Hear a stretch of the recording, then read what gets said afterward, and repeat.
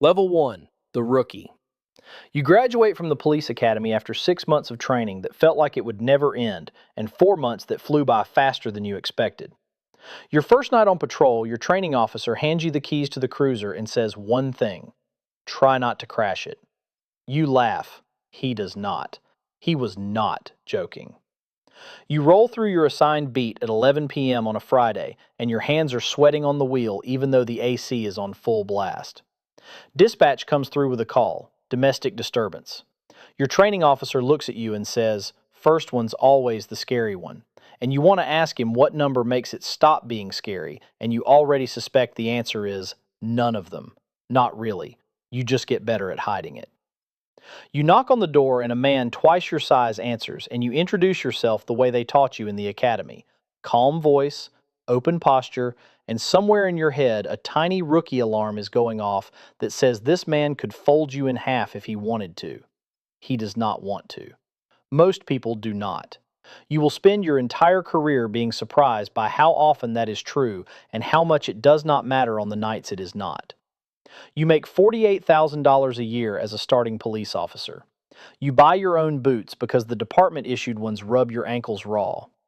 You learn the radio codes faster than you learned anything in the academy because forgetting them at 2 a.m. with backup needed is not a mistake you get to make twice. Level 2, the detective. You took the exam after 4 years on patrol and you passed it, and now you have a desk instead of a cruiser and a stack of case files instead of a radio. The first homicide that lands on your desk is not what television prepared you for. Nobody hands you a single clean clue. You get 40 hours of canvassing a neighborhood where half the people saw nothing and the other half saw everything and will not tell you a word of it. You learn that being a detective is 90% patience and 10% the one phone call that actually breaks the case open. You drink more coffee than any human body should reasonably process. You develop a specific kind of tired that has nothing to do with sleep, the kind where you close your eyes and still see crime scene photos. You do not talk about this with anyone outside the job because there is no good way to bring it up at a barbecue. You also discover the job has a sense of humor, whether you want it to or not. Your partner names every unmarked car you are assigned after the worst date he has ever been on, because he says both break down without warning and leave you stranded somewhere you do not want to be. You laugh every single time, even though you have heard the joke 11 times this year. Level 3, the sergeant. You pass the promotion exam and suddenly you supervise 6 to 10 officers and your phone never actually turns off again. If one of your officers uses force on a call, that report lands on your desk before it lands anywhere else. If one of them is having a rough month, you are supposed to notice before it becomes a department problem, and definitely before it becomes a news story. You are responsible for officers who are, on a slow night, somehow your kids, your coworkers, and your liability all at the same time. You sign off on use of force reports. You review body camera footage frame by frame until your eyes hurt. You sit through meetings about meetings that could have been emails, which you quickly realize is not a military thing, it is apparently a humanity thing.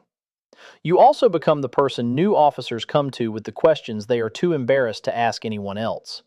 Sarge, is it normal that my hands still shake after a pursuit?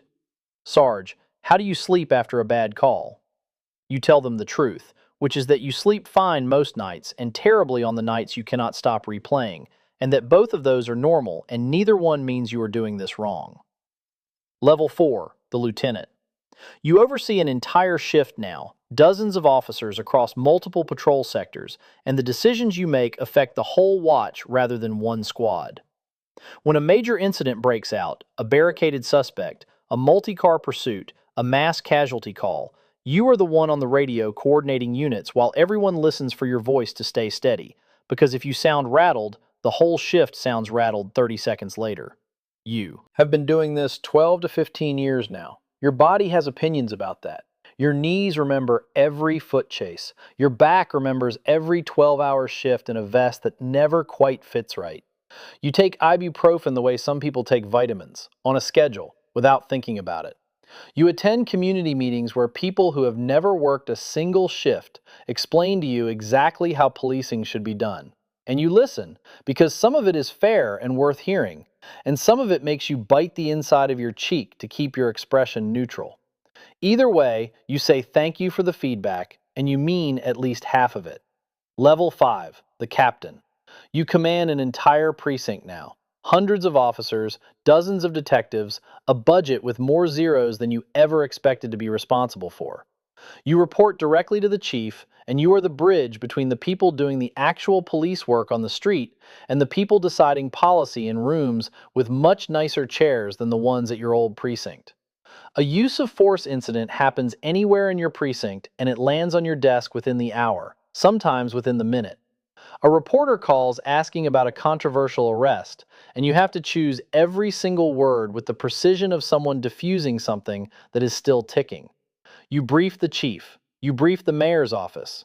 You sit through budget meetings where someone asks why overtime is so high, and you explain, again, that crime does not happen on a 9 to 5 schedule and never has. You remember being a rookie who got nervous knocking on a door for a domestic call.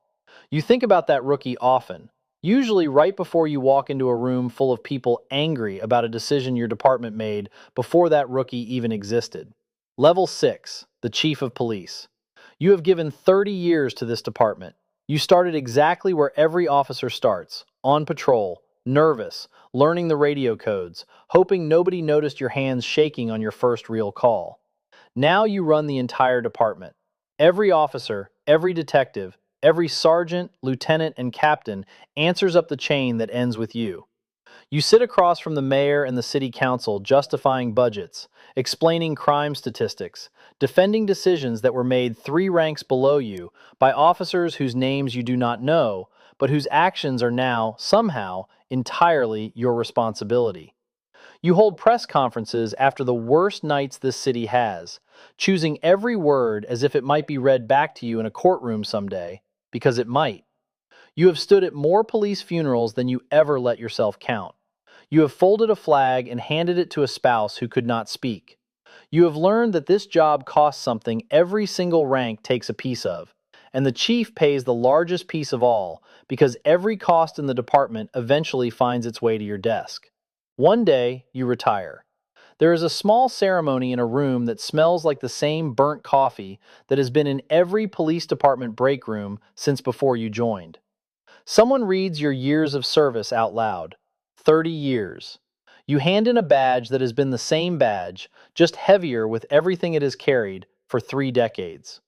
Somewhere right now, a 22-year-old is sitting in a police academy recruitment office, filling out an application, nervous, half convinced and half hoping someone will talk them fully into it. They have no idea what the next 4 or 20 or 30 years of a police career will cost them or give them. They will figure it out. They always do.